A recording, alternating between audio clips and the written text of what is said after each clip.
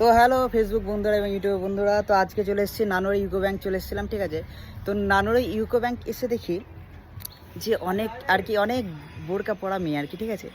আগে জানতাম যে যারা বোরকা পরে তারা আর কি একদম মানে সত্যি হয়, মানে খুবই ভালো মেয়ে হয়। এখন যতগুলো বোরকা মেয়ে দেখছি সবার পিছনে খুঁত, সবার মধ্যে খুঁত। তো আমার সাথে যারা যারা একমত আছে তারা কিন্তু জানাবে, কমেন্ট করে যে বোরকা পরা মেয়েগুলো এখন ভালো না খারাপ, ঠিক আছে। আমি সবাইকে খারাপ বলছি না, তবে 100%-এর মধ্যে 99% এখন মেয়েই খারাপ, ঠিক আছে। বোরকা পরা এখন বোরকা কেন পড়ছে না, বোরকা এই জন্যই পড়ছে যে বয়ফ্রেন্ডকে দেখা করতে গেলাম পার্কে গেলাম, কেউ যাতে দেখতে না পায়, ওর বাম্মা যাতে দেখতে না পায়, ওই জন্যই কিন্তু এখন বেশিরভাগ বোরকা পড়ছে। আমার চোখেই দেখা 4টে মেয়ে বোরকা পরে পার্কে ঢুকে গেল, 4টে ছেলের সাথে, ঠিক আছে। এবার কেন বোরকা পড়ছে না, যাতে দেখতে না পায়। তো আজকে ইউকো ব্যাংকে এসেছিলাম। তো দেখো, আমি ইউটিউবার হতে চাইছি, ফেসবুক হতে চাইছি, ফেসবুকার সরি মানে ইউটিউবার আর ওটা কি বলে না, কন্টেন্ট ক্রিয়েটার হতে চাইছি।